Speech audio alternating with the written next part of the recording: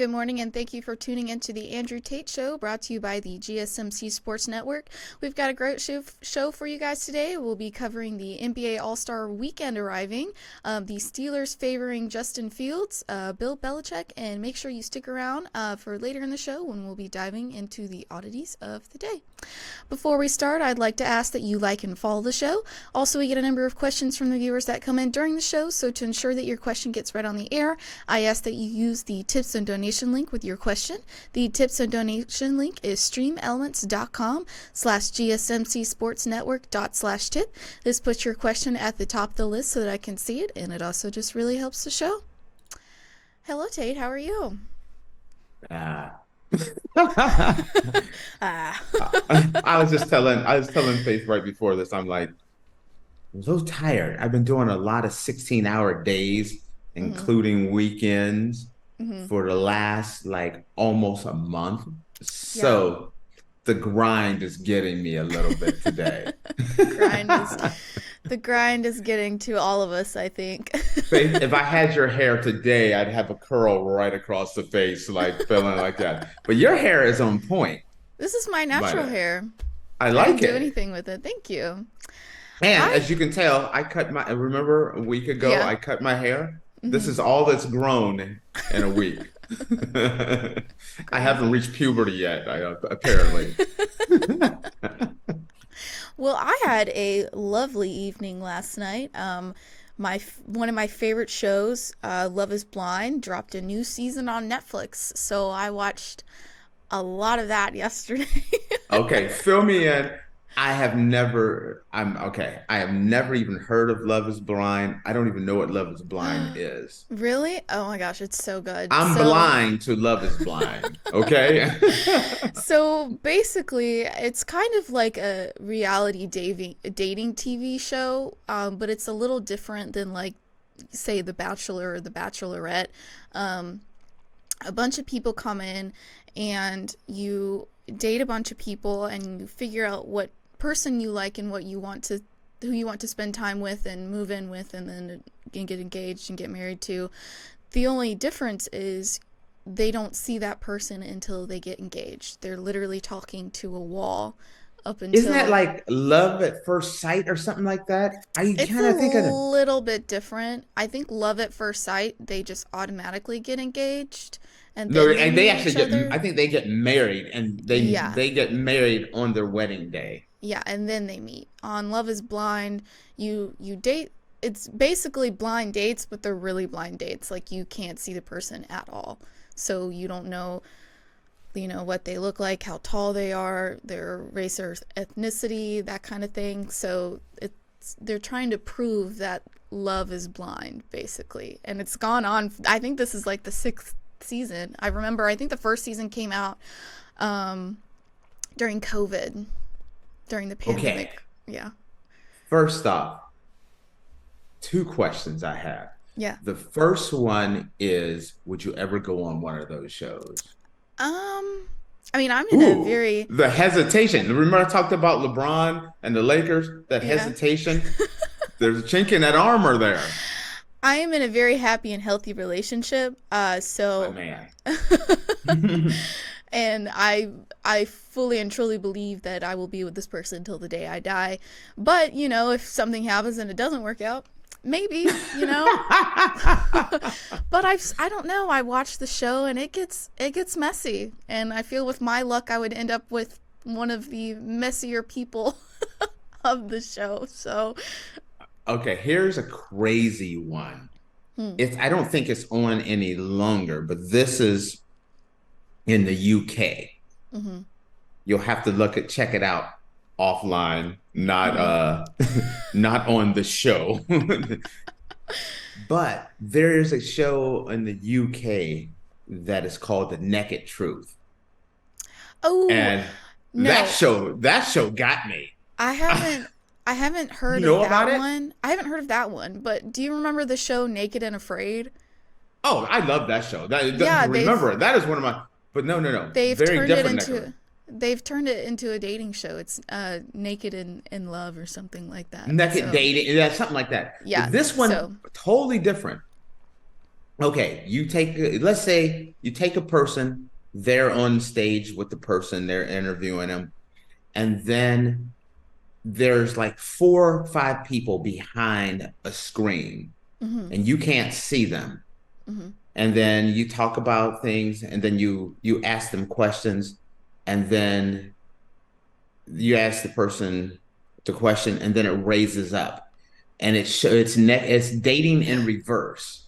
So you get to see the first level is the money shot, let's just say, front and backside. So No you and thanks. then so then you have to eliminate someone just on their kibbles and their bits. No, I would So you never do eliminate that. them, then Mm-mm. you go chest. Oh, no, no, I'm not saying you go in there. I No, I'm just wasn't making saying. any, I'm just just saying the saying. show. That's Then you crazy. eliminate someone, I think it's from the front, then the back, then the chest, then just their face, Mm-hmm. and then the final two get to say something, and then that's the person you select, the person that you like in the That's end. insane. No. Absolutely. These European shows are next level. Yeah. Naked dating. Crazy, one of the craziest shows ever. Yeah. Actually, kind of awesome though. Oh goodness. So Alrighty. not meaning to make any telling anyone that, if that's not your thing, but it is a shocking show. And the Naked and Afraid, when you talk about that show just gets me upset because of the partners. Yeah. It'd be like, if you get dropped off in the middle of the jungle, Mm-hmm. checking somebody out lasts about 1 minute. You're dirty, stinky, smelly. I don't care who you are. I'm trying to get I'm trying to get me some food and get out of the weather. So that's Yeah. why I like that show. Alrighty. Okay. Well. So I don't know how we went down this one. All right, so we have the NBA All-Star Weekend arriving. It will be LeBron James's 21st All-Star Weekend in his 21 NBA seasons, and it will be Victor Wembanyama's first NBA All-Star experience. For James, it's his 21st All-Star weekend in his 21 NBA seasons. He didn't make the All-Star game as a rookie. He made the weekend as part of the rookie game. He's made every All-Star game since. Now the first player to be picked for the showcase in 20 different seasons. Kareem Abdul-Jabbar was a 19-time selection. So, and then, Okay, um, first off, yeah, how they should have made an adjustment to the rule or whatever it was, because LeBron, his first year was should have been an all-star his first year as mm-hmm, well. That's kind of weird. Played in like the rookie game or something like that. mm-hmm, But again, Kareem and LeBron are starting being brought up together again, and LeBron just passing Kareem for most appearances. mm-hmm, That's impressive. When I always start thinking about who's the greatest of all time, I have always been different than everyone else because I have always said it's Kareem. mm-hmm, Kareem is the greatest of all time. And LeBron's resume is starting to get there with Kareem. When you talk about great, there's a difference between greatest career of all time and maybe the greatest player of all time that you've seen. Kareem has had the greatest career of anyone ever until LeBron. mm-hmm. So that's really fascinating to me on who, as they keep, LeBron keeps passing Kareem in so many things lately, which we thought a lot of Kareem's things, records were just never to be broken. And LeBron's proven they can be broken. The question is, LeBron's getting up in age, and it's kind of like, do you think he gets tired of like, oh man, another all-star game? Yeah, It's kind yeah. of like, oh man, if you work at a pie factory, it's like, oh, another cake, another pie. It's kind of like, Well, at what also point do you get tired of it? it's just like watching basketball. I get tired watching basketball, watching them run back and forth, throw stuff, run back and forth. You So didn't, whoa, whoa, like whoa. You did not say throw stuff. This throw is the not. ball. That's Shoot. not dodgeball. Shoot. Shoot the ball, not throw stuff. Well, you That'd be a pass whole it, you different throw it, game. throw it, pass it. But yeah, I would. I mean, I would be exhausted at that point. I mean, he's been playing for 21 seasons, right? And he's almost 21 and he's years. almost 40. Yeah, do you get tired of winning? I mean, to going to all the All-Star games? And that's a question that most people would never be asked. It's kind of like it's just old hat for him now. This is like he expects to be there. If you Hmm. ask them, like, what do you think needs to be changed? When I'm there next year, he's just assuming he's gonna be there. It's just other people are like, man, I made it to an all-star game. That was the highlight of my career. Yeah. LeBron's like 20. And then there's like Victor Wembanyama. Hmm. He's a freak, he's a unicorn, he's Yeah, he's really something no tall. one he's really tall, but he can do it all. Hmm. Dribble, shoot, pass, rebound. He just had a triple double with double digit blocks. The guy can do it all. Hmm. And he's young. That's another guy that you're looking at, you're thinking about All-Star weekend. And it's like, get used to seeing Victor Wembanyama in there every single year. Hmm. And the only way that Victor Wembanyama doesn't go 20 years like LeBron is health. If Wembanyama is healthy and he doesn't have any issues like Yao Ming had or some of the other big players where they have ankle and feet problems, but if he's healthy and being with the San Antonio Spurs and them managing how he plays his game, how they're not going to put a bunch of extra weight on him and things of that nature.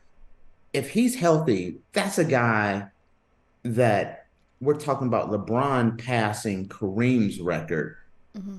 The question is, can Victor Wembanyama pass LeBron's record? That is one of the things that, like I said, health. You're looking at a decade to 2 decades of this guy that is just a freak of nature Hmm. and can do it all. That's the thing. You start thinking about the Hmm. All-Star weekend, and then you start thinking about All-Star weekend and all the cool things. And the big one that I'm looking forward to is we talked about this. I want to see how they use that digital Or the court. basketball court Yeah. and how it's going to go off when it's Steph Curry versus Caitlin Clark. Yeah, That that's the one I'm looking forward to seeing what happens with them.